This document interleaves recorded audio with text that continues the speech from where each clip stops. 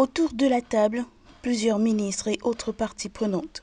Normal, ce 7e recensement général de la population est une opération technique dont les données vont servir au gouvernement d'outils de prise de décision dans l'exécution de ces différentes politiques. Il est important aujourd'hui que les populations sachent que le recensement doit avoir pour objectif de pouvoir mieux maîtriser ou sinon d'engager nos politiques publiques.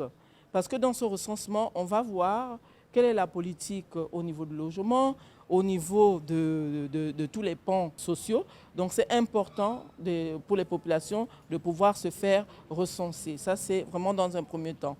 Cette opération d'envergure nationale est réalisée par le ministère de l'Économie et de la Relance via la Direction nationale du recensement. Elle consiste à dénombrer toutes les personnes vivant au Gabon à une date déterminée sans distinction d'âge, de nationalité ou de religion. Une tâche fastidieuse qui se fera suivant une démarche bien précise. Et en second lieu, le recensement ici comporte 3 grandes phases. La première, c'est la cartographie censitaire qui va commencer. Et après, nous avons le dénombrement principal à proprement parler. Ça veut dire le recensement en tant que tel de tous les Gabonais. Et à la fin, on doit pouvoir avoir une phase de publication des résultats. Donc, la première phase est censée durer à peu près 4 à 5 mois. Et après, nous allons avoir le dénombrement. Donc, vous allez voir les agents recenseurs qui vont se déployer dans vos maisons, dans les villages, partout, pour pouvoir recenser toute la population qui vit vraiment dans cet espace territorial.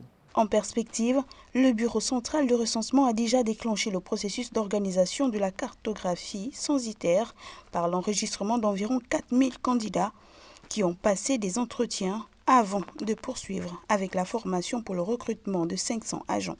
L'opération est censée démarrer dans au plus tard 6 mois. Toutefois, la réalisation de cette grande opération dans les délais reste tributaire des moyens financiers qui seront alloués. Pour l'heure, des véhicules ont déjà été remis aux acteurs concernés par la descente sur le terrain.